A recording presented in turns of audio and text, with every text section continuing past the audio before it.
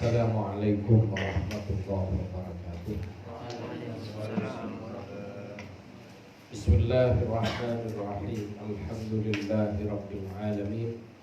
Allahumma shalli ala sayyidina Muhammadin al-fatih lima ughliqa wal khatim lima sabaqa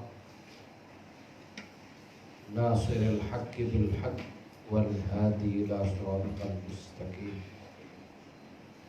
wa ala alihi haqqa qadrihi wa miqdarihi al-azim. Amma ba'du.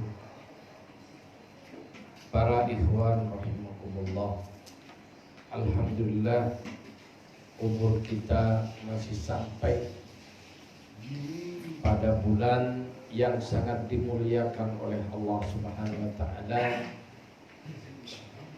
yaitu yang terkenal dengan bulan Maulidur Rasul sallallahu alaihi wasallam, yaitu bulan Rabiul Awal, di mana saat ini kita berada pada malam keberapa ini? Malam pertama ya.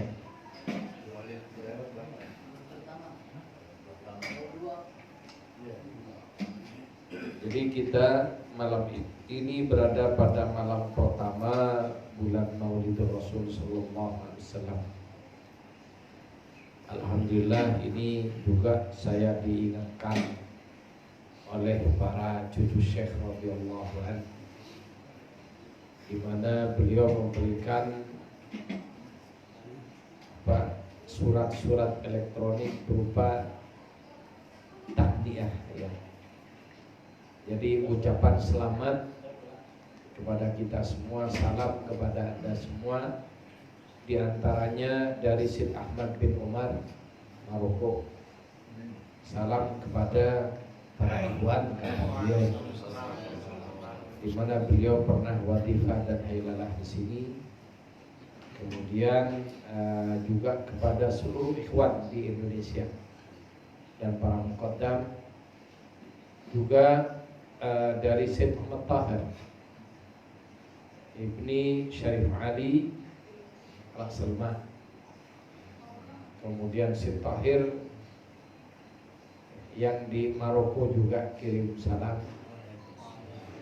Kemudian juga sahabat saya Syekh Ahmad Tijani bin Umar ya, beliau pas lagi di Singapura tadi telepon saya.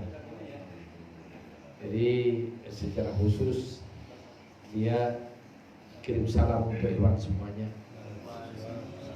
Jadi masih ingat kan Syekh Tijani bin Umar yang suaranya perangking ya, beliau sekarang ada di Singapura bersama ikhwan hailalah di sana. Kemudian dia kirim salam tadi. Kemudian bahkan dia sangat-sangat ingin dengan cita-cita besarnya membantu saya memperjuangkan terbinanya Zawiyah Thariqah Tijani di kota Jakarta. Jadi doakan aja ya, dia lagi ada kegiatan di mana itu di antara kegiatannya itu membantu kita, ingin membantu mewujudkan cita-cita kita bersama.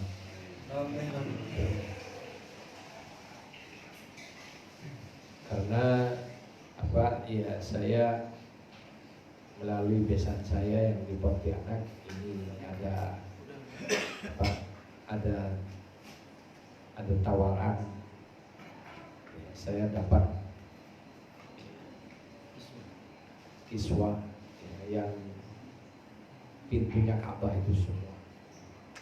Sekarang lagi diurusin sama mantu saya, sama Oli.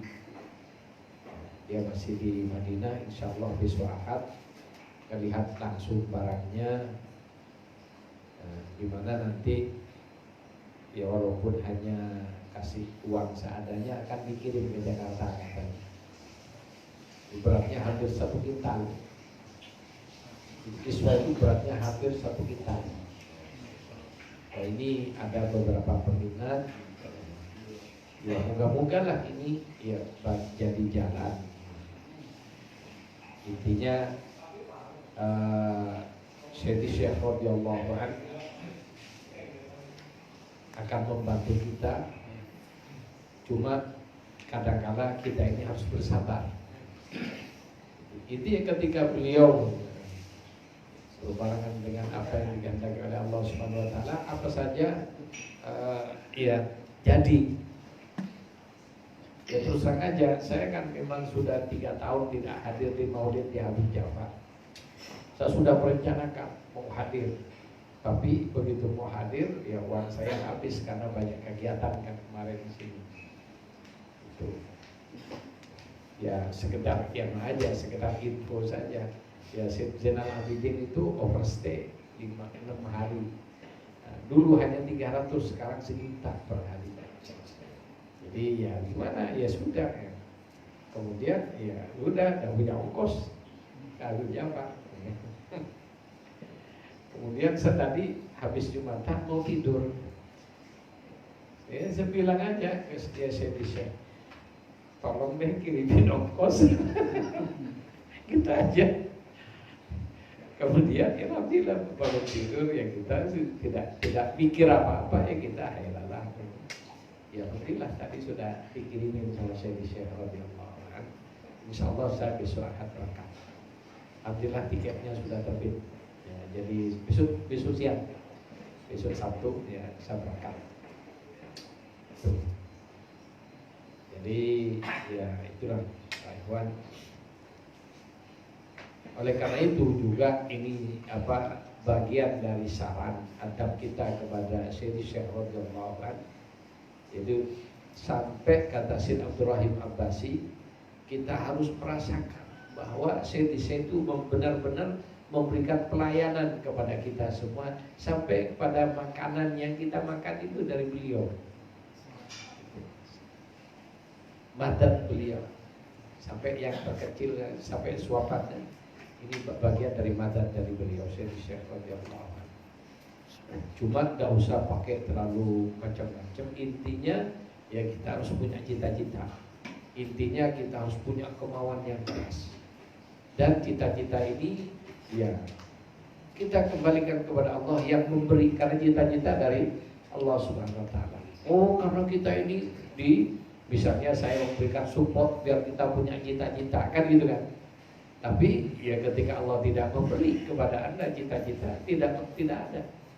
Tapi ketika Allah sudah memberi, berarti itu tanda Allah akan memberi sebagaimana yang Anda cita-citakan. Jadi tandanya kita ini akan, misalnya tandanya akan kawin, itu ingin kawin. Ya, tandanya akan kawin itu dia diberi ingin kawin. Dari situ kan ada kemauan untuk mewujudkan keinginan tersebut. Kemudian berdoa kepada Allah, ikhtiar. Jadi jangan berdoa kemudian tidur, ikhtiar. Ya, tapi juga kritik saya ini, tadi habis berdoa langsung tidur. Ikhtiar. Jadi insya Allah Allah akan memberi. Jadi ini saya memberi sedikit ini tahaddud bin ni'mah, di mana Allah menyatakan dalam Al-Quran sebagai wujud kita bersyukur kepada Allah, wa amma bi ni'mati rabbika fahaddits. Jadi ketika kita mendapatkan nikmat dari Allah, kita bicarakan itu, kita bagi kesenangan kita, tapi bukan untuk hal-hal yang tidak baik, untuk memberi semangat kepada yang lain. Itu tanda. Jadi tandanya orang itu akan kaya, ya. Bagaimana? Ada himmah untuk jadi orang kaya. Kemudian ada ikhtiar. Kemudian bagaimana sampai mati ternyata tidak kaya-kaya, nanti anaknya yang kaya. Itu.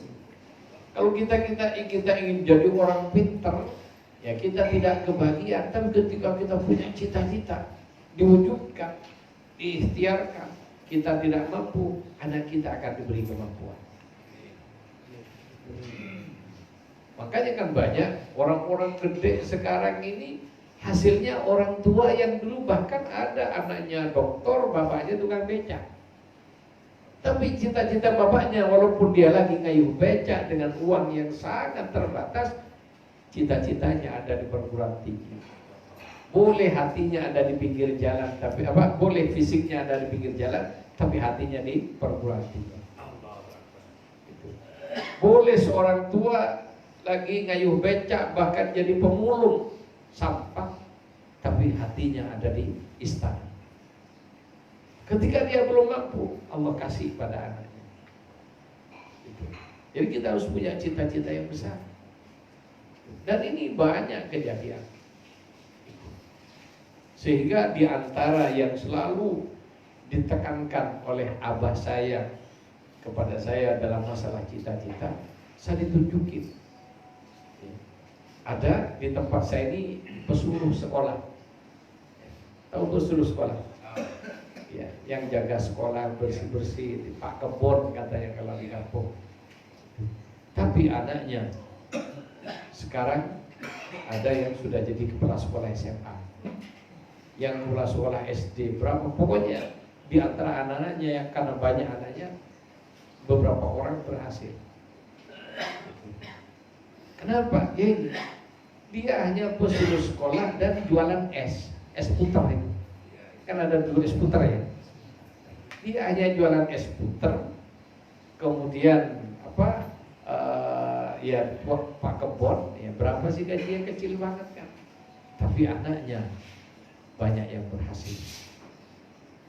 Bahkan ada yang sekarang teman seangkatan saya, kakak kelas saya di SMA, itu sudah jadi kepala sekolah di SMA. Oleh karena itu, ya kepada para ikhwan, ya, terutama yang muda-muda, boleh Anda sekarang ya pendidikannya rendah, tapi jangan mandek. Anak Anda harus lebih baik, secara khusus agamanya. Boleh Anda sekarang punya pengetahuan agama yang sempit, tapi berdoa, berikhtiar anaknya harus punya cita-cita yang tinggi. Para ikhwan rahimakumullah, pada malam ini saya ingin berbicara tentang maulid. Cuma terus terang aja ini begitu buka ya kitab maulid ini, ya terus terang aja saya kadang-kadang kalau baca maulid bahkan jarang saya mau imamin baca maulid. Kenapa? Ya kan sampai di tenggorokan suara sudah hilang. Sehingga saya sering bahkan di rumah pun juga ya, ketika ngurusi anak di pondok itu di pesantren, saya ketika baca maulid itu tidak kuat. Makanya saya kadang-kadang nyingkir ketika baca maulid, bukan tidak mau, tapi karena gelora hati saya ini subhanallah, ketika mendengar bacaan maulid itu sulit terbentuk perasaan.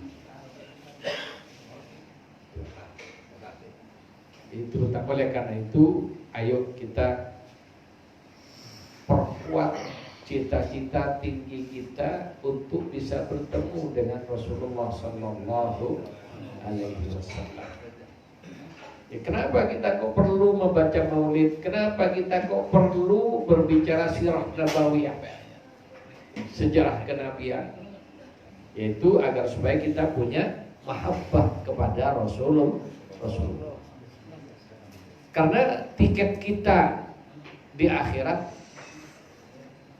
ya, tiket yang paling murah meriah tapi sangat besar harganya di sisi Allah Subhanahu wa taala adalah mahabbah kepada Allah.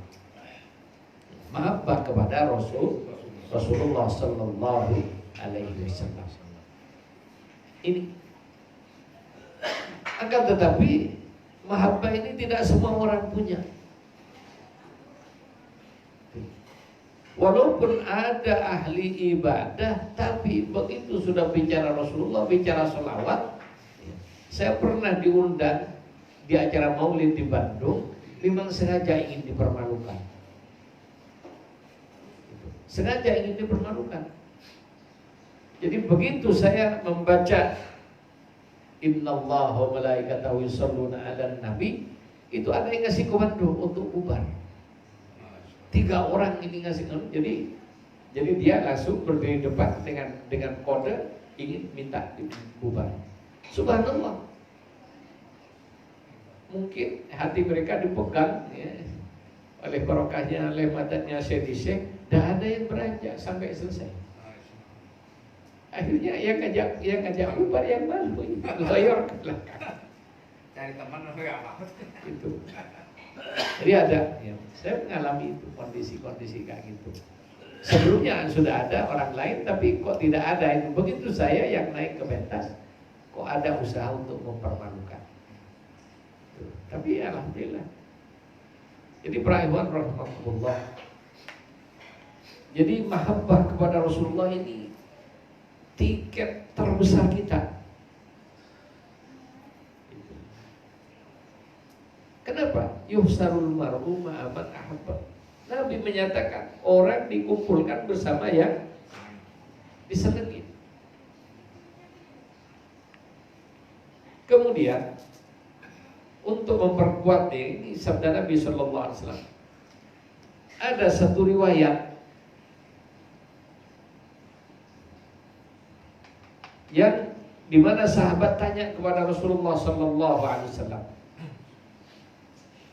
Pertanyaan sahabat tersebut kepada Rasulullah Sallallahu Alaihi Wasallam, mata sa'ah? Ya Rasulullah, mata sa'ah? Kapan kiamat itu? Ya, sebagaimana kita ketahui dalam akidah, kiamat adalah rahasia Allah Subhanahu wa taala.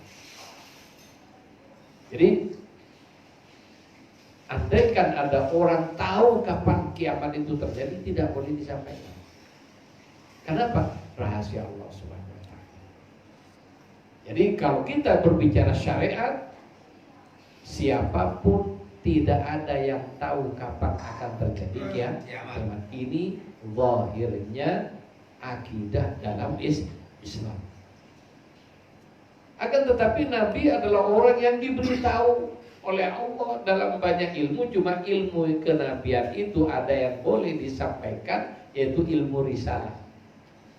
Dan ilmu yang kedua, pilih-pilih orang untuk diberi oleh Rasulullah, itu para wilayah, para aulia dan ya, para nabi, Nabi Adam sampai Nabi Isa alaihissalam, ilmu khususianya dan risalahnya mengambil dari lautan ilmu Rasulullah sallallahu alaihi wasallam. Plus ada ilmu yang hanya Rasulullah boleh tahu, Nabi pun tidak boleh tahu.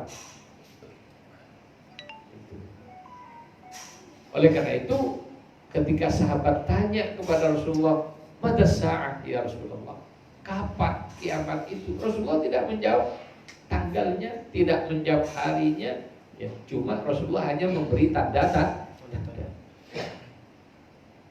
Berkaitan dengan pertanyaan ini, Rasulullah balik tanya kepada sahabat tersebut, apa yang kamu persiapkan? Ya kok tanya kiamat, memangnya sudah siap kamu dengan kiamat?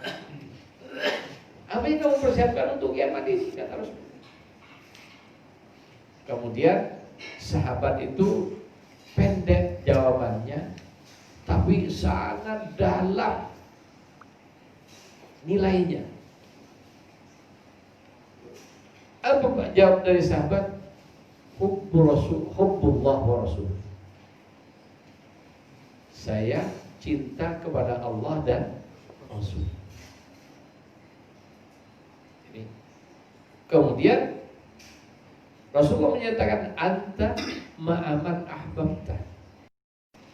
Kamu bersama orang yang kamu senangi. Karena kenyataan di dunia ini kita berkumpul dengan siapa yang kita senangi. Kalau kita benci tidak mau kumpul. Dalam zahir termasuk dalam urusan batin.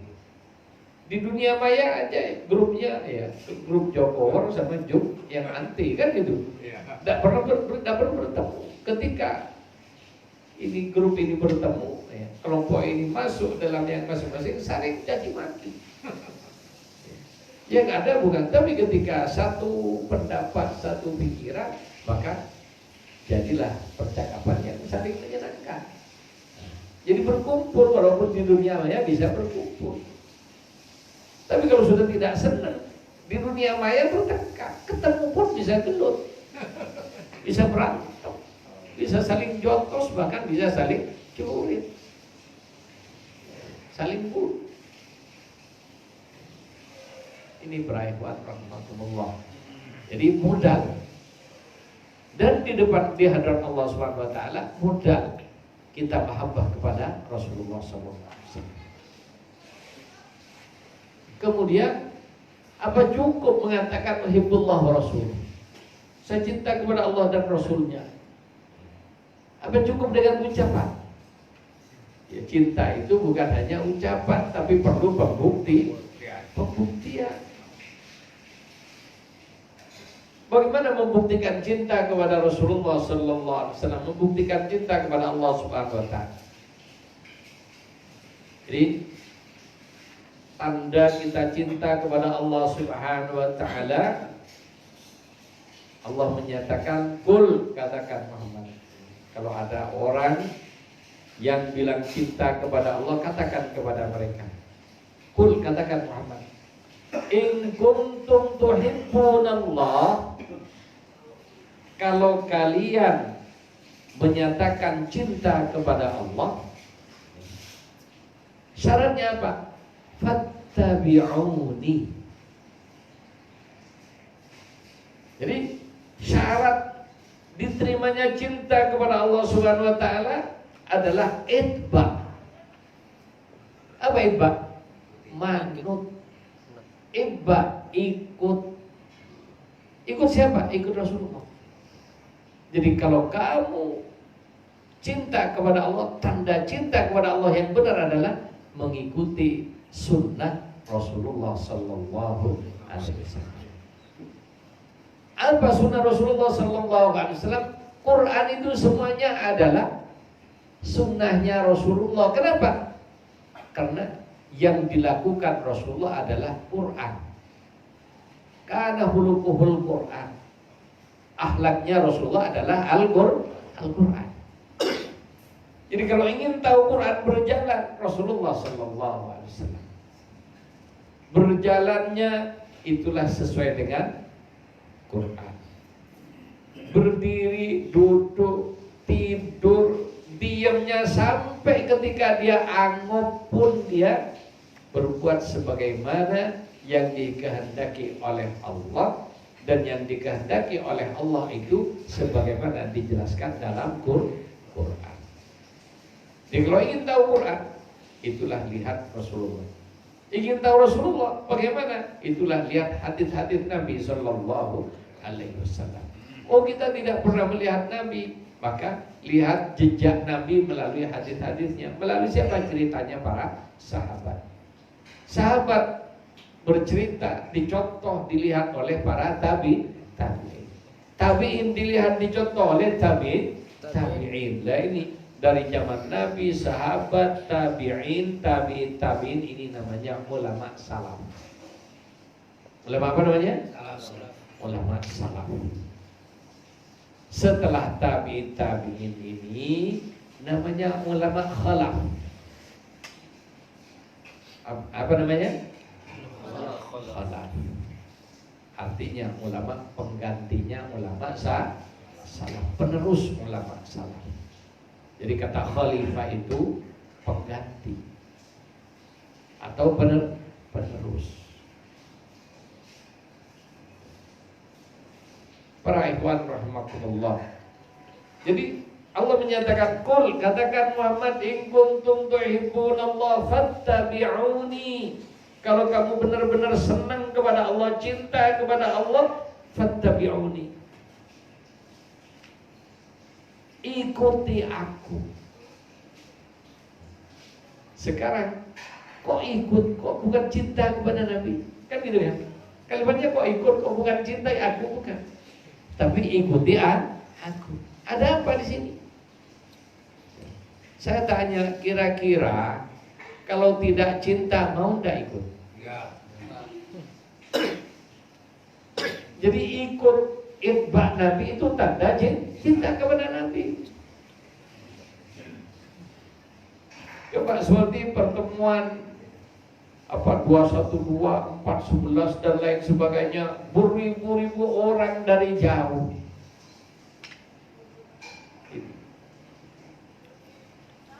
Siapa yang undang mereka? Tokoh sentral yang undang mereka siapa? Habib Rizik kan? Diakui atau tidak, saya ingin tahu. Orang lain kalau undang bisa datang segitu banyak atau tidak? Nggak bisa. Kenapa sampai ada orang mau nikah, uangnya digunakan untuk ongkos itu? Kenapa? Ada yang lebih dihargai, ada yang lebih dicintai daripada itu semua. Itu cucu Nabi Sallallahu Alaihi Wasallam, yang mana dia konsisten istiqomah membawa pesan datuknya.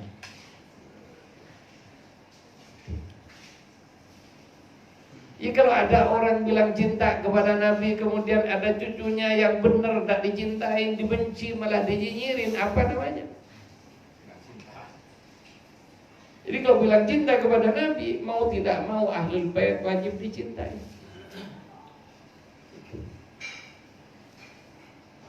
Sekarang tidak usah repot-repot. Anda punya teman berdagang, ya, punya teman berdagang, kongsi dagang. Kemudian anak kongsi Anda itu punya anak laki-laki, bandel. Kemudian ketika datang ke setan berdagang, Anda tempelengkan anak kamu. Kira-kira buyar apa enggak kongsinya? Buyar apa enggak? Walaupun memang nakal, apalagi tidak nakal.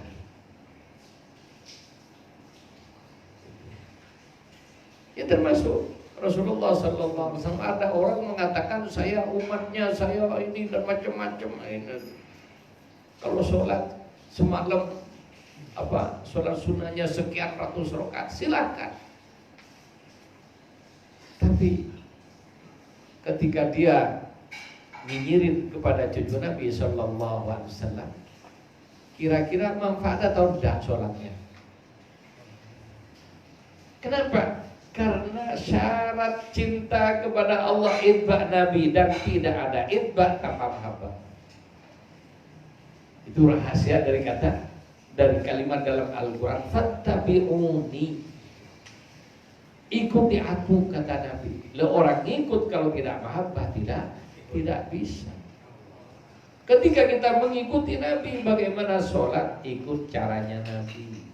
Puasa ikut caranya Nabi. Zakat caranya Nabi. Hidup sehari-hari berumah tangga dengan cara Nabi Sallallahu Alaihi Wasallam. Ikuti semuanya.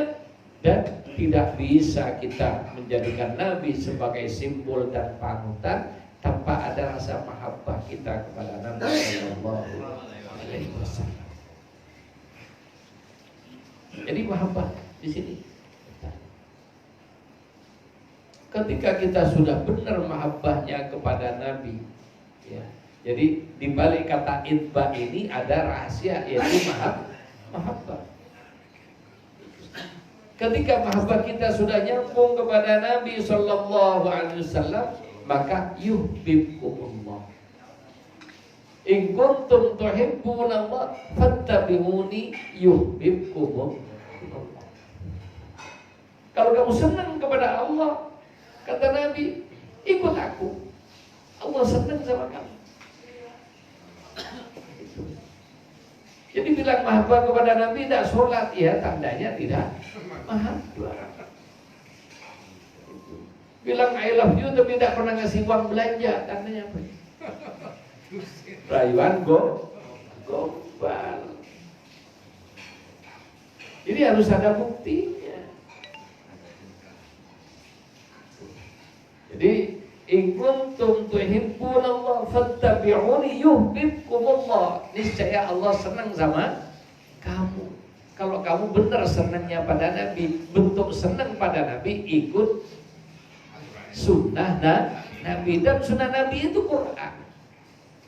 Dan Quran itu adalah risalah dari Allah Subhanahu wa ta'ala. Ini gilirannya. Ketika Allah Subhanahu wa ta'ala sudah senang dengan hambanya, wa yaghfir lakum dzunubakum, maka Allah akan memberikan ampunan. Orang kalau sudah disenengin, salah diampuni. Tapi kalau sudah dibenci, benar tidak diterima. Betul atau tidak? Sudah kamu membenci, ada orang bermusuhan, sudah kadung permusuhannya ini sudah kadung mendarah daging. Ada masalah, yang datang musuh untuk menyelesaikan masalah tidak bisa. Jangankan berbicara masalah, ngelihat orangnya, dengar namanya sudah bergelegak amarahnya. Betul atau tidak? Itu. Tapi kalau yang datang orang yang disenangi, ada masalah yang datang guru yang disegani,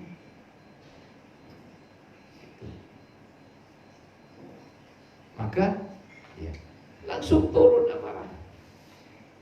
Demikian juga ketika kita di akhirat kelak, ketika dosa kita bejibun, baru sadar di akhirat ternyata dosanya bejibun, kebaikannya tidak sesuai dengan dosa. Baru tuh ya Allah, ada muflis al-an. Jadi baru ngelihat tumpukan dosanya dan tumpukan amalnya sudah tidak seimbang. Belum dihisab itu bukan hanya ditimbang saja. Begitu orang maju di hadapan Allah dalam di tempat hisab itu, timbangan itu, maka Allah sebutkan namanya. Wahai manusia, ini fulan bin fulan menghadap kepada saya. Siapa yang punya hak dengan dia maju, maka majulah orang. Saya ya Allah dulu pernah ditempeleng. Nah ini, makanya kita kalau punya kelebihan bisa silat macam-macam, jangan gampang gampar orang. Oke, sekarang Anda menang, tapi di akhirat nanti ketika belum terbayar di dunia, diambil kebaikannya sebesar gamparan yang Anda lakukan kepada orang itu. Nah, ini hati-hati. Kan sekarang keren kan kalau bisa nempeleng orang. Wah, ada jagoan, tempeleng, oh itu. Jagoan begitu ketemu aku tak tempeleng langsung kelengar. Oh bangga sekarang. Nanti di akhirat, kalau ini belum dimaafkan di dunia, makanya ada hakul adam. Jadi ada hakullah, ada hakul adam. Ketika kita mati punya utang, utang nyakitin orang, nanti di akhirat diambil kebaikan kita. Dan di belakangnya ada lagi apa? Iya ya Allah, dulu dia tukang gosipin saya. Saya bikin begini dijelekin, bikin begitu dijelekin, ini difitnah. Nah, ditimbang fitnahnya, kemudian diambil kebaikannya. Sampai kalau sudah habis kebaikannya, ternyata yang mau ambil kebaikan masih ada, dosa orang itu yang diberikan kepada orang yang dihisab tersebut. Naudzubillah. Ini Pak Iwan, hati-hati.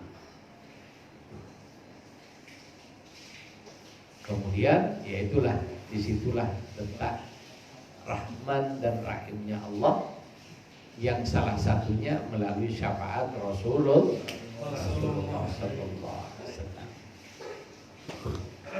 Jadi kalau kita ya, karena ada umat Islam yang tidak percaya dengan syafaat. Kenapa? Ya karena baca Qur'annya tidak selesai. Menurut istilahnya Ustaz Somad, ya disunat. Tukang nyunat ayam. tentang syafaat, salah satu ayatnya ada di ayat kursi, man dzalladzi yashfa'. Ya, tidak ada yang bisa memberikan syafaat. Benar, tidak ada yang bisa membela kalau sudah di pengadilan. Kan gitu. Walaupun anak jenderal secara hukum begitu dituntut di depan pengadilan, bapaknya walaupun jenderal tak bisa membela, karena hakim yang benar adalah hakim yang bebas, tidak bisa ditekan oleh siapapun. Antalladzi yashfa'. Tidak ada yang bisa memberikan syafaat di pengadilan. Di dunia aja tidak bisa, apalagi di akhirat. Tapi ayat ini tidak sampai di sini, ada lanjutannya. Illa, ya, illa ini istisna, pengecualian. Illa biidnihi, kecuali atas izinnya. Izin dari siapa? Allah Subhanahu wa taala. Jadi di akhirat ada orang yang bisa, yang mendapatkan izin memberikan syafaat. Jadi ini tentang syafaat itu tidak usah banyak-banyak ayatnya, ada di ayat kursi yang tiap hari kita baca. Man dzalladzi yashfa'. Kalau hanya sampai di sini, maka tidak ada syafaat dari siapapun, termasuk dari Nabi. Tapi kalau dilanjutin, illa, kecuali, ya berarti ada, tapi tidak banyak. Jadi yang namanya perkecualian itu tidak seluruhnya, bukan 50-50. Jadi perkecualian ini sekian persen. Dari 100 mungkin 0,5% adanya. Yang bagaimana? Dapat izin. Ketika orang maju di pengadilan, tidak ada yang bisa memberikan pembelaan kecuali orang yang punya izin membela. Siapa dia? Advokat, lawyer. Dia punya izin membela. Jadi ketika dia memberikan mandat untuk membela dirinya di pengadilan, maka advokat bisa datang sebagai pribadi penggantinya atau mendampingi saat di pengadilan, termasuk ketika dia diurus oleh polisi dan jaksa. Itulah fungsinya advokat, memberikan syafaat, memberikan pembelaan. Ketika sudah salah, tapi kalau advokat tahu, oh ini unsur yang meringankan, ini ada unsur yang memberatkan. Lalu bagaimana ingin ngolah agar supaya orang ini selamat di depan pengadilan dunia? Advokat punya cara. Terus di akhirat ada orang diberi izin oleh Allah untuk memberikan syafaat. Makanya ada hadis tentang syafaat. Yashfa'u yaumal qiyamah, akan memberikan syafaat di hari kiamat. Al-anbiya, para nabi. Wasyuhada, para orang-orang syahid. Dan masih banyak lagi kitab-kitab hadis-hadis tentang syafaat. Ada orang yang hanya memberikan syafaat untuk satu orang. Ada yang bisa memberikan syafaat kepada seluruh keluarganya. Ada orang yang diberi oleh Allah bisa memberikan syafaat terhadap satu suku, famnya. Dan ada yang diberi hak oleh Allah untuk memberikan syafaat kepada orang sebanyak-banyaknya. Siapa beliau? Rasulullah Sallallahu Alaihi Wasallam. Ya, kalau kita butuh dengan pembelaan beliau, kira-kira apa yang harus kita lakukan pada beliau? Coba kita datang kepada advokat, ke lawyer, sampai di kantornya kita petentang, mau enggak lawyer itu Pak Sultan? Sampai di kantornya kita kata-katain lawyer itu. Coba kita datang kepada advokat. Jadi para ikhwan rahimakumullah, kita kepada Nabi Sallallahu Alaihi Wasallam, ya kita harus punya adab yang benar. Jadi ini man dzalladzi yashfa'u indahu illa bi'idnihi. Illa bi'idnihi, inilah yang memberikan kemungkinan ada orang-orang yang diberi izin oleh Allah untuk membela. Dan kita ikhwan thariqah Tijaniyah termasuk orang-orang yang nanti di hari kiamat bisa memberikan pembelaan. Itu membela siapa? Di antara jaminan dalam thariqah yang berbentuk mubasyirat. Jadi Nabi berbicara ketika masih hidup namanya apa? Perkataan Nabi masih hidup namanya hadis. Setelah wafat,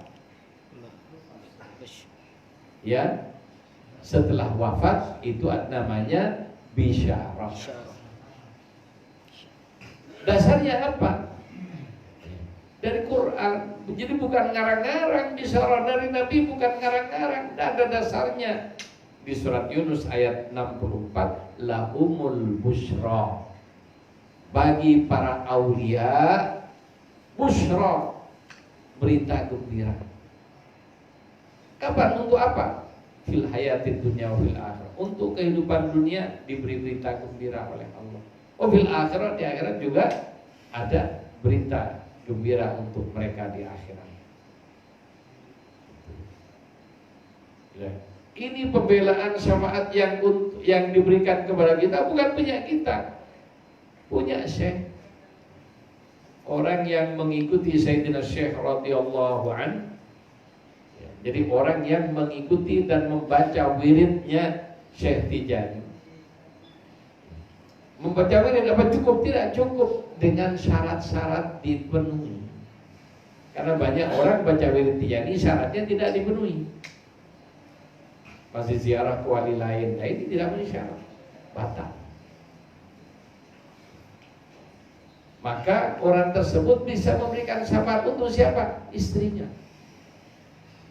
Ini misalnya ada ikhwan istrinya 4 ya, keempat-empatnya dijamin masuk surga. Oleh karena itu silakan kawin lagi kalau berani.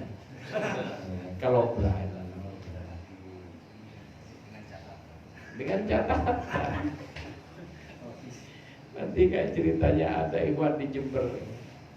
Memang ini berapa ya? Berdua ini 2 serangkai yang rukun tapi juga bertengkar terus. Rukun bertengkar, bareng kemana-mana tapi tengkar dan saling membikin, saling ngerjain satu sama yang lain. Sudah almarhum semua, ikhwan semua. Jadi masuk thariqah akhirnya. Masuk thariqah itu ceritanya ya masih zaman Orde Baru dulu ya, zaman Pak Harto tahun 80 berapa ya, 86 gitu ya. Sebelum 90-an. Jadi thariqah Tijaniyah ini dibuntutin terus oleh Intel. Ya, oleh Intel yang resmi, Intel negara. Plus Intel ya dari orang-orang di masyarakat yang digunakan oleh Intel itu sendiri. Ya. Nah ini almarhum namanya Pak Kartini, orang yang sudah meninggal, yang kita jakan kebaikannya ini. Ya, almarhum Pak Kartini ini Intel yang dari sukarelawan ini jadi Intel untuk masuk ke Tijani untuk ngawasin, ingin nyari apa kelemahan-kelemahan thariqah Tijani. Itu termasuk juga ditakut-takutin, diintimidasi. Puncaknya ikhwan pada ketakutan karena itu mereka dimintai KTP-nya. Itu. Dan KTP-nya dulu kan semuanya dikit-dikit koramil. Kalau sudah masuk koramil dikit-dikit dibopor orang, dipukul pakai itu. Popor senjata sudah biasa. Itu. Pada saat itu saya masih anak-anak, masih mahasiswa. Saya masuk di Tijani. Dengar kayak gitu, ya darah mahasiswa kan mendidih. Kok kayak gini? Saya bilang, jangan kasih KTP. Saya tanggung jawab. Subhanallah ya, dengan izin Allah ya ada orang berambil ya tak berani habis gitu. Jadi cerita masih anak-anak. Kemudian pernah ya, ketika enak-enak pengajian ini, speaker mau diturunin kan di kampung pakai toa itu pengajian. Lagi baca menakib didatengin oleh aparat. Speaker harus diturunin malam itu, artinya pengajian harus selesai. Kemudian ya diberitahu ini ada saya, kata. Ya subhanallah, saya juga bingung juga ya, saya pada waktu itu hanya mahasiswanya ya, artinya mahasiswa belum lulus, sarjana aja belum lulus. Pada saat itu saya ditugaskan oleh almarhum guru saya untuk memberikan pengajian. Ya subhanallah, habis itu kan Babinsa yang termasuk juga petugas dari Koramil itu, ya balik, tidak jadi nurunin toanya memberi, tidak jadi, alhamdulillah. Saya juga tidak tahu, saya sampai ketemu saya tidak, tapi orang-orang beritahu. Ketika saya begitu saya nyambut mau bicara, dia dengar ya, diberitahu ini yang sekarang bicara ya, mahasiswa dari Universitas Jember. Waduh, keren mahasiswa.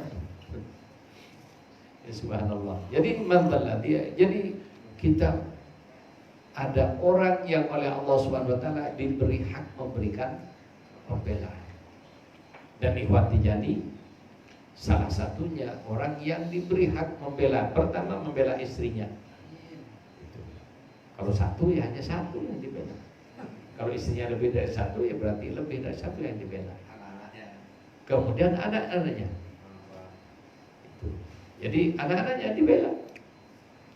Yadkhulunal jannata bighairi hisabin wala iqabin, dan tidak ada wali muassis thariqah ya, sebelumnya. Jadi para muassis thariqah apapun silahkan lihat domanatnya, tidak ada di situ jaminan seorang yang ikut thariqah A, B, C, D dan sebagainya dirinya dijamin masuk surga tanpa hisab, tidak ada. Apalagi istrinya masuk surga tanpa hisab, apalagi anaknya masuk surga tanpa hisab, plus orang tuanya, mertua tidak kebagian. Kecuali mertua tersebut mahabbah, kebagian karena mahabbah. Sehingga ada juga kasus itu ya, anaknya dipaksa nikah dengan Ikhwan Tijani. Kenapa? Ya, si mertuanya ini ingin dapat domanat tersebut. Benar ini. Masya Allah. Nah, ini orang yang kalau sudah mahabbah kepada Allah dan Rasulnya kayak gitu. Karena ada orang tua yang maksa anaknya kawin dengan konglomerat karena ingin kekayaannya. Tapi ada orang tua yang ingin selamat di akhirat, yang menyuruh anaknya nikah dengan orang baik-baik. Itu di antara. Ada kejadiannya, tidak perlu saya sebut karena masih ada orangnya. Para ikhwan rahimakumullah. Jadi Sayyidina Syekh radhiyallahu an diberi oleh Rasulullah, dan ini busyra ya, di ayat Quran lahumul busyra, bahwa beliau baik, beliau selamat dan bisa menyelamatkan orang yang ikut beliau, plus menyelamatkan orang-orang yang berhubungan dengan orang yang ikut beliau. Dan ini di antara karomah Syekh radhiyallahu anhu yang tidak dimiliki oleh para aulia pendiri thariqah manapun.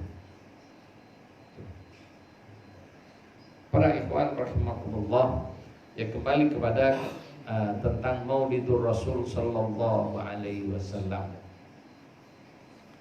Dan mari sedikit ya kita lihat ya, syair dari Maulid yang tadi kita baca. Di antaranya Ahlu Baitil Mustafa Tuhuri hum amanul ardi faddakiri syubbihu bil anjumiz zuhuri mithla ma qad jaa fis sunan. Ini kalimat syair, akan tetapi ini hadis Nabi sallallahu alaihi wasallam. Jadi hadis Nabi yang dijadikan syair. Apa? Ahlu Baitil Mustafa Tuhuri. Ini dari Quran. ahlu baitil Mustafa, ahli baitnya al Mustafa. Siapa Mustafa? Rasulullah sallallahu alaihi wasallam. Tuhuri, mereka suci. Artinya suci dari dosa. Walaupun mereka tidak maksum, pada waktunya disucikan oleh Allah Subhanahu wa taala, dan itu jaminan dari Quran. Allah menyatakan innama yuridullahu liyudhiba ankumur rijsa ahlal bait wa yutahhirakum tathira. Jadi ini jaminan Quran bahwa anak cucu Nabi sallallahu alaihi wasallam, orang-orang yang punya darah kenabian, walaupun di tubuhnya hanya 1 tetes, jadi kecipratan darah kenabian, misalnya ya diinfus. Jadi misalnya diinfus, ya, ada orang sakit parah memerlukan transfusi darah, diinfus dan darah. Pas kebetulan yang donor Habib. Itu keberuntungan, karena ini ada kejadian. Ada kejadian satu kelompok ya. Jadi ada orang, ini ketua dari satu organisasi yang benci banget dengan habaib. Bahkan mereka berkeyakinan Nabi tidak punya keturunan. Ketika dia sakit, kemudian dia ini butuh transfusi darah, kemudian donornya adalah Habib. Kan kalau sudah didonorkan masuk ke bank darah kan, tidak tahu darahnya siapa, darah yang penting darah sehat.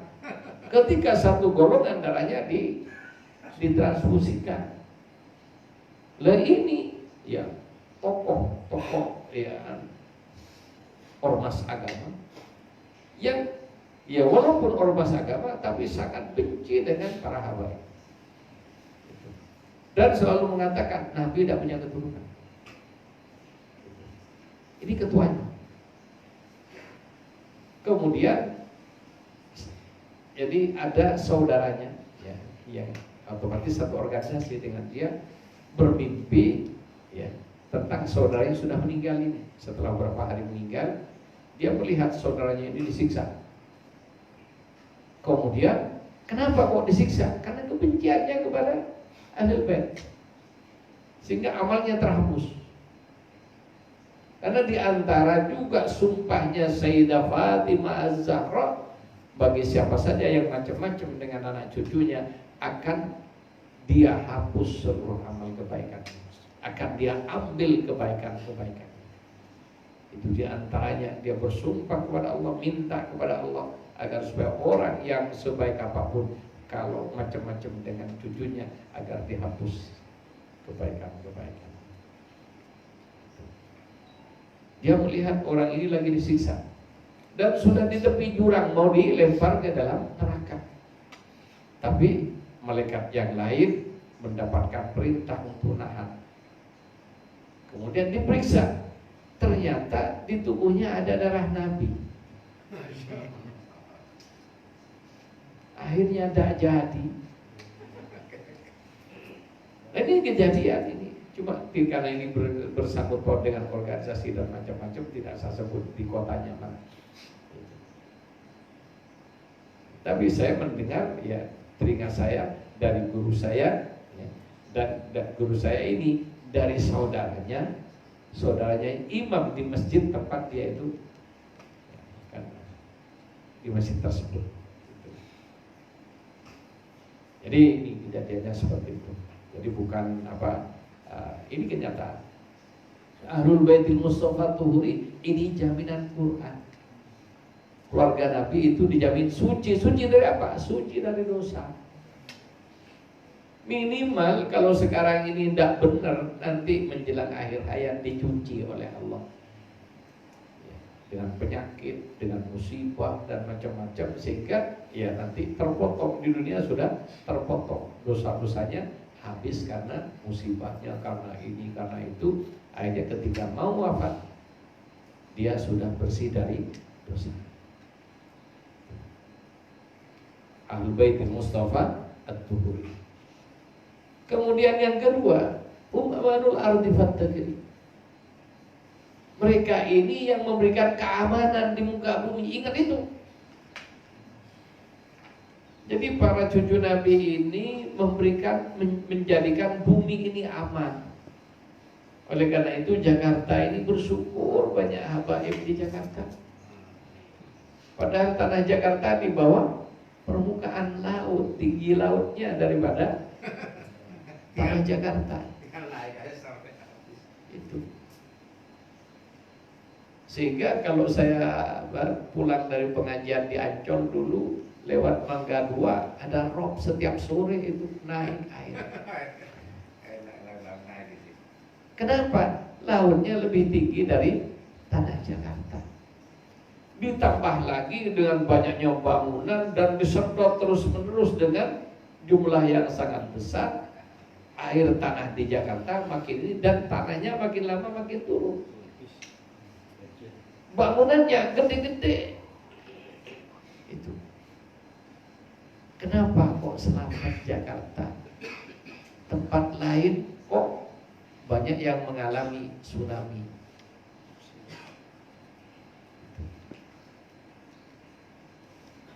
Jadi ini bagian dari rahasia. Kenapa? Hum amanul ardi fattaqiri. Kenapa? Kenapa kok luar batang di pantai? Jadi luar batang itu dulu bukan daratan, itu laut masih. Cuma sama Habib luar batang ini tak ditanamin pohon-pohon sehingga pasir yang di bawah air pasang itu lama-lama meninggi sehingga jadi daratan. Karena ceritanya itu ini hadiah dari Belanda, mau diberi tempat yang lain dia pilih di situ. Kenapa? Ya petunjuk dari Allah. Dan dikubur di situ. Mbah Brio dikubur di situ. Di pantai. Kenapa? Ya biar bisa magerin kondisi Jakarta yang dimana penduduknya doyan sama dosa. Nah, ini di antara rahasianya. Hum amanul ab. Mereka yang menjadi pengaman bumi. Apa tidak ada dasarnya? Ya, saya ngomong agama itu tidak boleh pakai khayalan, tidak boleh, harus ada dasar. Apa dasarnya? Allah menyatakan dalam Al-Quran, maka Allahu liyu'adzibahu wa anta fihim. Jadi Allah tidak akan pernah menyiksa orang-orang mereka wa anta fihim, sementara engkau Muhammad berada bersama mereka. Jadi kalau ada Rasulullah, Allah tidak nyuruhin nada. Bahkan dari kalimat liyu'adzibahu, fi'il mudhari yang diberi lam. Ini punya pengertian, cuma kalau ini dibahas tahu sorohnya ruwet panjang.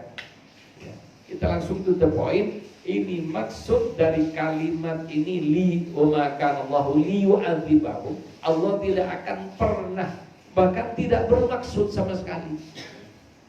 Jadi kalau ada Nabi, maka Allah tidak punya maksud. Jangankan tidak punya kehendak, tidak punya maksud untuk menurunkan siksa di tempat tersebut. Kalau Nabi bersama mereka. Ayat berikutnya, wa ma kana Allah mu'adzibahu. Dan Allah tidak akan menyiksa mereka. Syaratnya apa? Wa hum yastaghfirun. Jadi ini ada keberadaan Nabi dan istighfar. Kalau orang itu berdosa, beristighfar, tidak jadi turun siksa. Jadi kalau ada kelompok yang banyak berbuat dosa, kemudian mereka sadar dan mohon ampun kepada Allah, wahum yastaghfirun, ketika siksa yang sudah akan turun ditahan oleh Allah karena istighfar. Jadi istighfar ini untuk orang-orang yang sudah kandung berdosa dan akan disiksa, maka beristighfar. Makanya kita tiap hari harus beristighfar 100 kali. Astagfirullah, astagfirullah pakai surat. Kenapa? Malam pasti berbuat dosa. Oh, saya udah kemana-mana pakai di rumah, iya main HP. Yang dilihat apa? Macam-macam. Ngerti sendirilah. Kan gitu kan?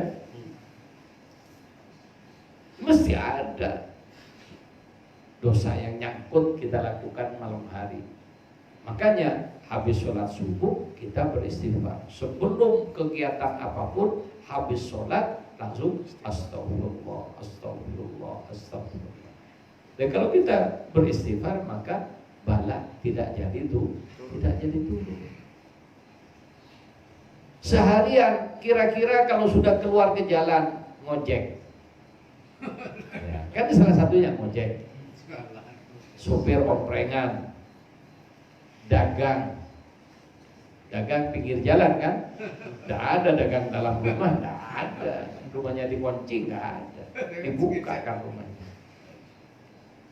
Kemudian yang membeli kira-kira pakai jilbab semua apa tidak? Lebih banyak yang tidak apa? Yang membeli bajunya nutup aurat semua apa tidak? Banyak yang tidak.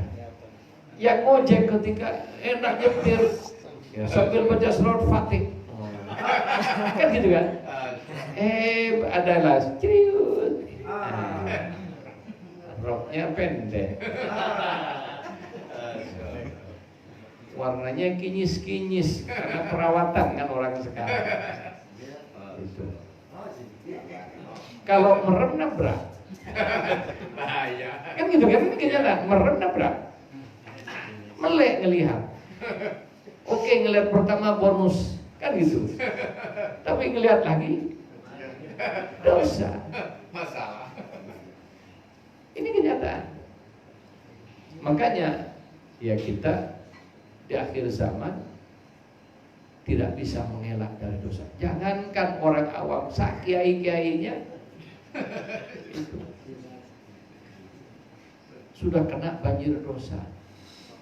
Kenapa? Dosa bukan ada di luar rumah, dalam rumah pun sudah dosa. Di kamar pun juga dosa kalau sekarang. Saya benar-benar merasakan ya, ketika masih digondang dia ya, tahun 2002 belum ada, ya adanya hanya HP yang bicara sama SMS paling banyak. SMS itu pun hanya 140 karakter, lebih dari itu sudah tidak bisa. Aman saya nulis buku, berapa buku yang saya hasilkan selama di Gondang hanya begitu pindah ke Klender, nah ini HP Android ya, sudah ada, walaupun dulu masih mahal karena sudah kebutuhan beli juga. Itu pulsanya dibeliin ikhwan, jadi kiainya suruh lihat apa yang ada. Kan berarti ikhwannya nyumbang itu dengan kiai. Jadi salah satu ini kenyataan kan. Ya, jadi kita jangan sok suci. Ya, jangan sok suci di akhir zaman ini. Makanya kita bertoriko ini. Kenapa? Dengan toriko kita beristighfar pagi hari. Astagfirullah, astagfirullah.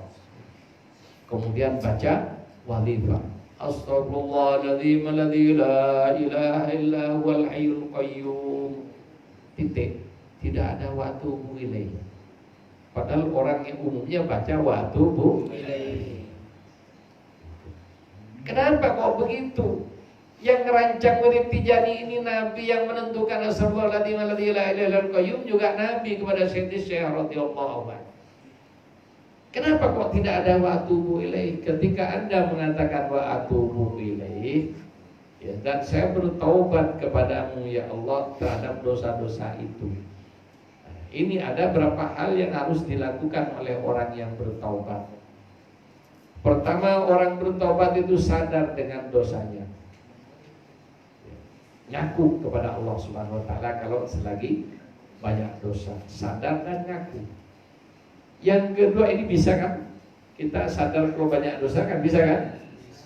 Yang kedua, nyesel. Bisa kan kita nyesel? Bisa. Itu. Kemudian yang ketiga, mohon ampun. Bisa ketiganya dengan baca istighfar. Yang keempat ini yang banyak tidak bisa, tidak balik lagi. Kalau kita baca waktu boleh kemudian habis itu berbuat dosa yang sama, berarti hianat dengan perkataannya kepada Allah. Ya Allah, saya mohon ampun dan bertaubat. Setelah bilang bertaubat, keluar lagi dari rumah, melihat hal yang sama, dipandang juga. Kalau begitu hianat kita, dan hianatnya kepada Allah Subhanahu wa taala. Makanya oleh Rasulullah kita diberi wirid mohon ampun, tidak bilang tobat. Ya Allah, ampun saja, ampun, ampun, ampun, tidak bilang tobat. Sehingga kalau tergelincir, tapi jangan dibuat kata kiai, kalau tidak apa-apa, bukan tidak apa-apa. Kita tetap ya harus menjaga, berikhtiar, jangan sampai ya, jatuh ke dalam dosa. Makanya ada amni min makrillah, ada syarat dalam thariqat yani tidak boleh merasa aman. Walaupun sudah beristighfar, orang beristighfar tidak akan diadab baik dunia maupun di akhirat. Baca selawat, Allah tidak punya rencana untuk memberikan azab kepada orang yang berselawat. Itu. Kenapa orang berselawat bareng Nabi? Tijani pagi sore bareng Nabi, kalau watifat 2 kali. Ketika baca Jawharatul Kamal, Nabi hadir bersama kita. Maka ayat wa ma kana Allahu liyu'adzibahu ini ada pada Iwan. Kenapa? Pagi sore bareng Nabi. Hadir secara khusus pada wadifah. Wa anta fihim, sedangkan kamu Muhammad bareng mereka. Jadi kalau bareng dengan Nabi tidak akan diadab. Agar bareng dengan Nabi baca salawat. Salawat yang secara khusus didatengin oleh Nabi secara rohani adalah Jawharatul Kamal. Bagi mereka yang sholatnya sudah bagus, mereka yang sholatnya sadar, kalau sholat kan banyak orang sholat tidak sadar kan. Sholat tapi tidak sadar kalau lagi sholat. Itu. Jadi orang yang sudah khusyuk sadar dengan sholatnya plus ya ngerti dengan makna yang dia baca. Setiap sholat kita ini berhadapan dengan Nabi. Kapan? Kan kita ketika tahiyat, at-tahiyatul mubarakatus salawatut thayyibatu lillah. Jadi segala ini penghormatan kepada Allah Subhanahu wa taala. Pujian kepada Allah. Kemudian yang kedua, assalamu alayka. Assalamu alayka ini berhadapan. Kalau tidak berhadapan, Nabi tetap di makbarahnya di Madinah. Kalimatnya bukan assalamu alayka, assalamu alayhi. Semoga salam untuk beliau. Tapi ketika mengatakan assalamu alayka, salam untuk kamu. Coba assalamualaikum, berarti ada di depan. Assalamu alayka ayyuhan nabi, wahai nabi, warahmatullahi wabarakatuh. Keselamatan untukmu wahai nabi, rahmat dari Allah dan keberkahannya. Baru assalamu alayna, keselamatan ya Allah berikan kepada kami, wa ala ibadillahi sholihin, dan orang-orang yang hamba-hamba Allah yang saleh. Jadi kita tiap 5 waktu sholat, apalagi ada sunnah-sunnahnya. Dan sangat-sangat dianjurkan Iwan Tijani itu sholat sunnah qobliyah dan ba'diyah. Dan ini Sayyidi Syekh radhiyallahu anhu, ketika ada orang minta keringanan tidak mau sholat sunnah, kata beliau, buang tasbih kamu tidak berhak baca wirid Tijani. Ini termasuk juga kepada ikhwan, sangat-sangat dianjurkan ya. Bahkan ya, diharuskan oleh Sayyidi Syekh radhiyallahu anhu berusaha keras untuk selalu salat tahajud tiap malam minimal 2 rakaat. Itu. Coba sholat tahajud semua enggak? Masya Allah. Ini syurutul thariqah ini.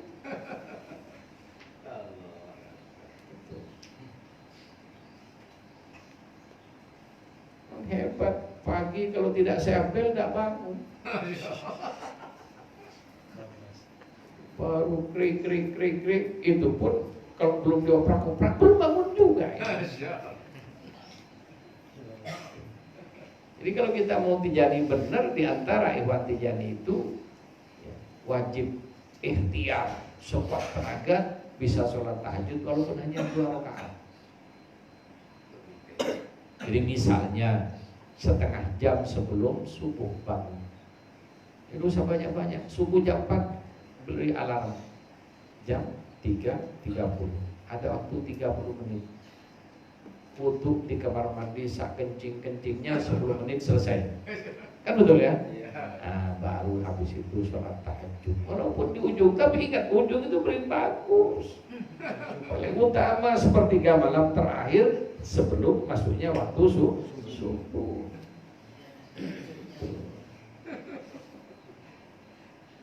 Jadi walaupun tidak sampai dari jam sekian, ya, kalau memang sudah payah semampunya. Jadi makanya saya selalu bilang kita ini tidak usah terlalu ya, makanya saya perintahkan yang enak-enak aja. Ya, yang penting lazim benar tepat waktu tartil. Ya ini yang banyak tidak tartil. Apalagi sudah ngamalin macam-macam, keburu baca lazimnya dipercepat. Kenapa? Ingin buru-buru baca wirid ikhtiari. Kenapa? Ingin ini, ingin itu, ingin sakti, ingin kaya, ingin ini. Kan gitu kan? Nah ini. Jadi saya tidak nganjurin yang macam-macam. Yang wajib dulu sempurnakan, yang sunnah-sunnah ya, seperti qobliyah ba'diyah.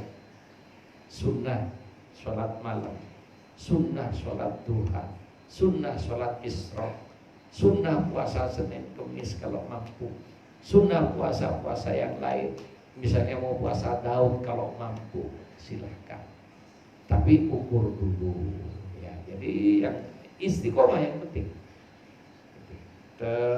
Yang wajib dulu mapan, tambah lagi apa yang bisa ditambah. Kenapa? Nambah jangan buru-buru, diukur yang mampu istiqomah. Yang habis nambah, baca surat Fatihah 10.000, habis gitu loyo. Lebih bagus sehari 100 tambahnya tapi dawam. Ahabul a'mal ilallah adwa muhawa'i Allah. Yang paling disenangi oleh Allah dawamnya walaupun sedikit. Gitu. Jadi ini para ikhwan rahimahullah.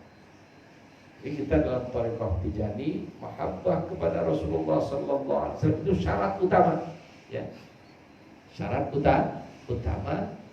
Kemudian tanda mahabbah itba. Ya. Itba tidak akan jalan tanpa mahabbah. Jadi mahabbah dengan itba ini satu kesatuan. Dan dengan itba itu Allah akan memberikan ampunan. Dengan ampunan itu kita menjadi bersih dari dosa. Setelah bersih dari dosa baru naik.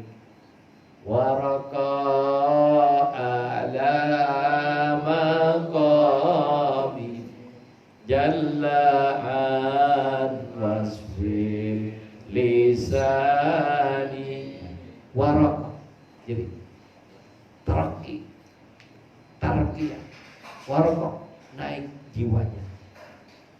Jadi mengadakan pendakian ke jiwa, pendakian rohani. A'la maqami sampai kepada makom tertinggi di sisi Allah Subhanahu wa ta'ala. Jalla'an wasfil lisani yang kemuliaannya tidak bisa lagi disebutkan dengan lisan. Karena Pak lisan sudah tidak mampu mensifati keagungannya. Terus kemana lanjutannya? Jalla'an wasfil lisani khussat bil fatihi wirdan. Nah ini juga rahasianya. Wirid yang sangat dianjurkan adalah selawat Fatih. Silakan Anda baca yang lain, tapi Kalau tahu dengan keutamaan Al-Fatih, Anda tidak akan kemana-mana.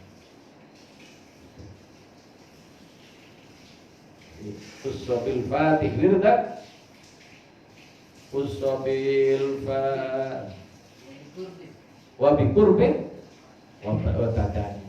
Dan dengan surah Al-Fatih itu kita akan mendapatkan posisi dekat kepada Allah Subhanahu wa Ta'ala. Jadi ini para ikhwan rahimakumullah.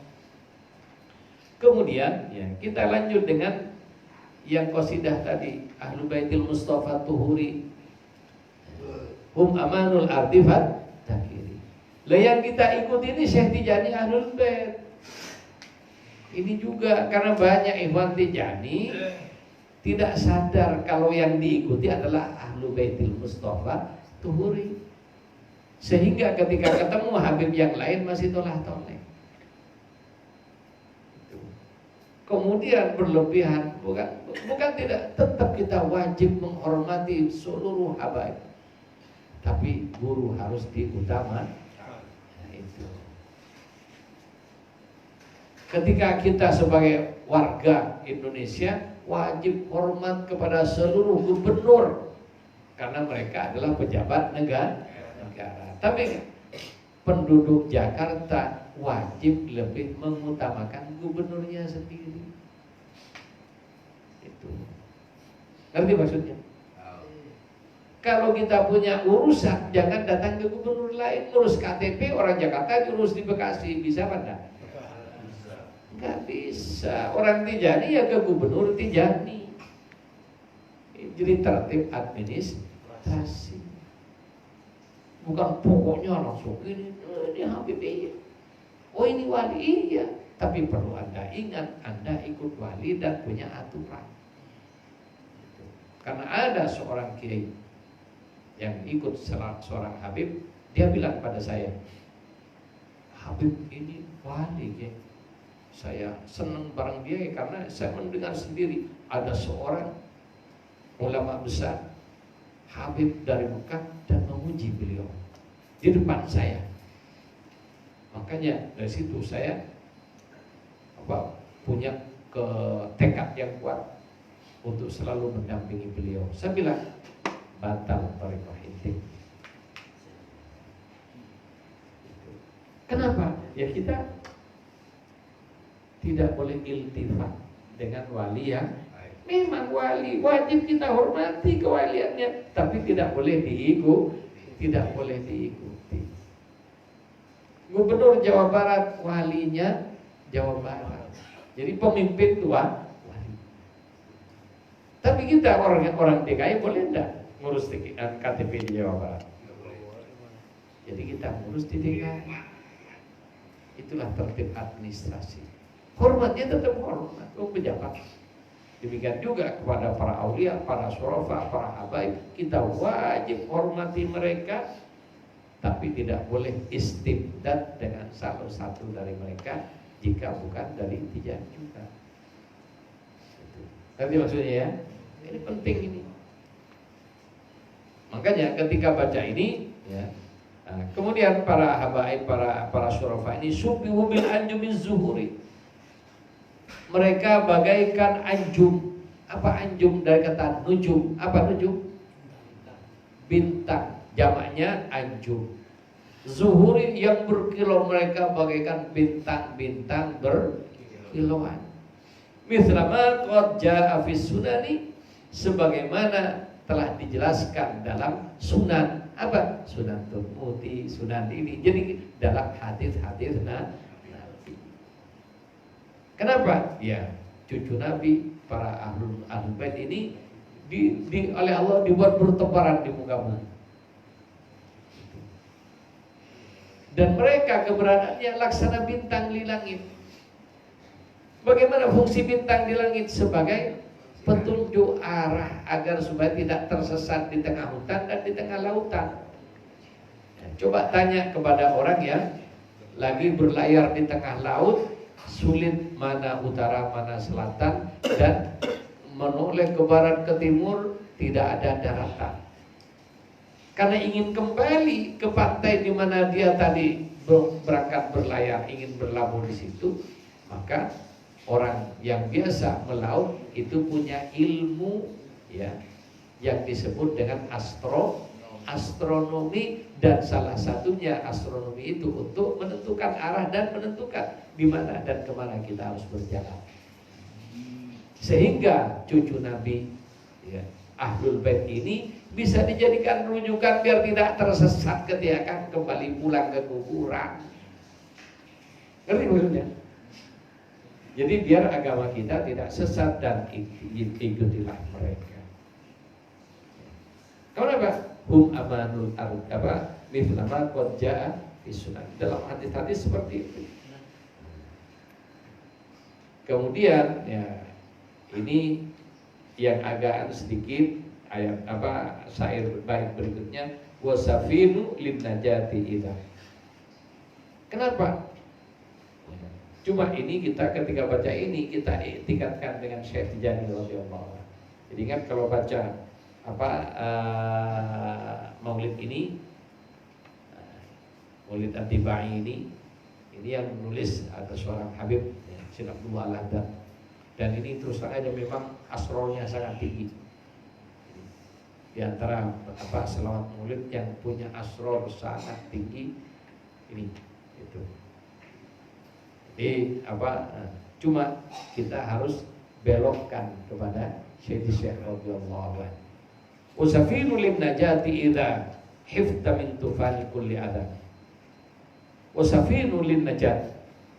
Jadi para habaib, para syurafa itu adalah bagaikan perahu penyelamat. Itu.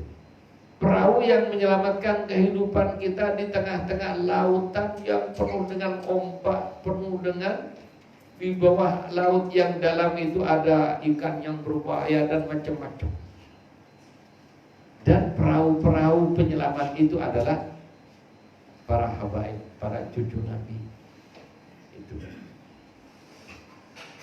Yang mana mereka hifta yang menjaga kalian dari ketika kalian takut mintufan dari topan yang akan melanda dan merenggut Anda di tengah laut. Kulli ada, dan semua yang membahayakan di tengah lautan kehidupan. Jadi kalau ingin selamat, maka kita harus mendekat dengan Ahlul Bait. Fanju fiha la takunu kadza wa'tasim billahi wasta'in. Jadi kita harus diam di dalamnya, dalam dan di perahu tersebut.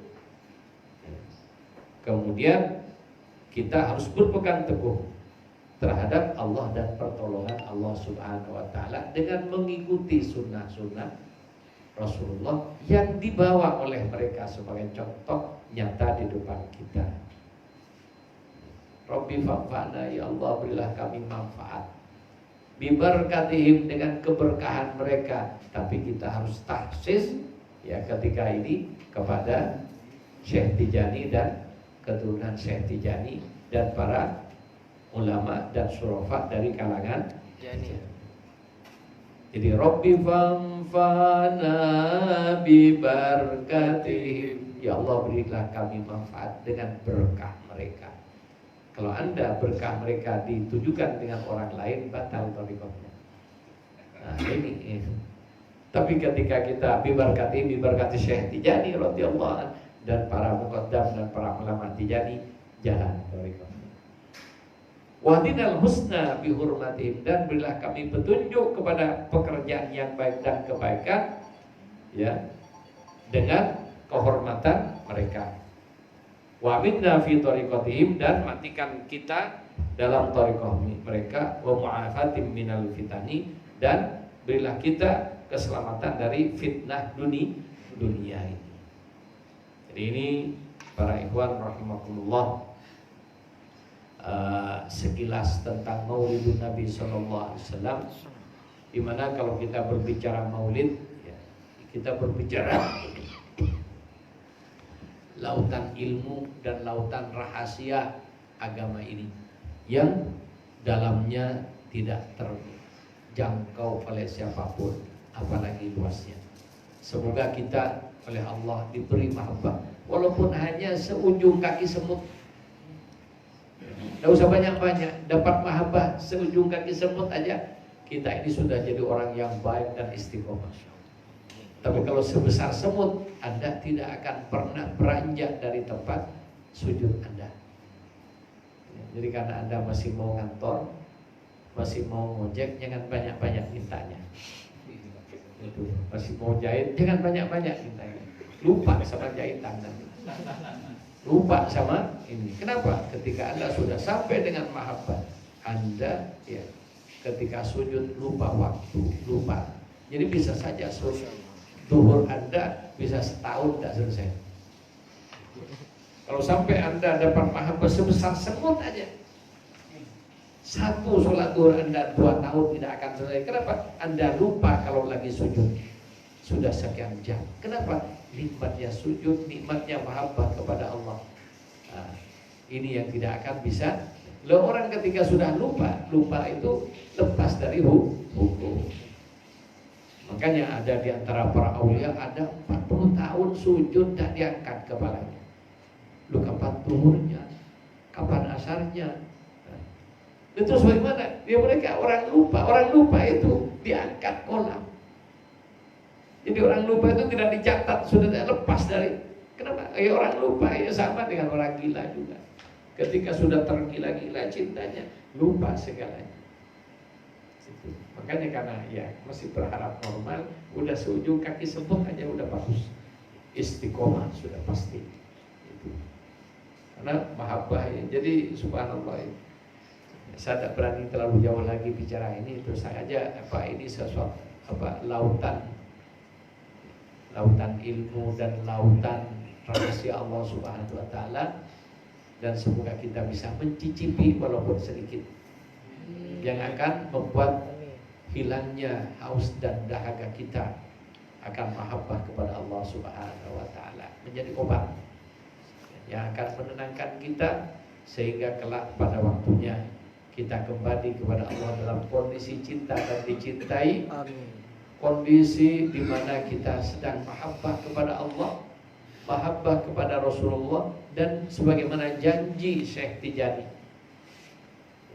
yang berasal janji tersebut dari Rasulullah sallallahu alaihi wasallam. Ikhwan Tijani pada waktunya akan dijemput langsung oleh Rasulullah sallallahu alaihi wasallam. Dijemput melihat Rasulullah sallallahu alaihi wasallam secara sempurna. Pada saat itu Anda lupa segala-galanya, termasuk lupa dengan sakaratul maut, dan sehingga sakaratul maut tidak terasa, bukan tidak sakit, tidak terasa sakitnya. Kalau mengatakan sakaratul maut tidak sakit, salah. Yang namanya sakaratul maut amat sangat pedih. Oleh Nabi digambarkan ya, kepedihan sakaratul maut yang paling ringan seperti kambing, 40 ekor kambing yang langsung ditarik sekaligus kulitnya ketika dia digunting. 40 kali lipatnya itu sakitnya sakaratul maut itu. Tapi namanya sakit, ada yang terasa, ada yang tidak terasa. Itulah mukjizat Rasulullah sallallahu alaihi wasallam yang diberikan melalui saluran cinta. Moga-moga kita bisa mencicipinya. Hadanallahu wa iyyakum. Wassalamualaikum warahmatullahi wabarakatuh.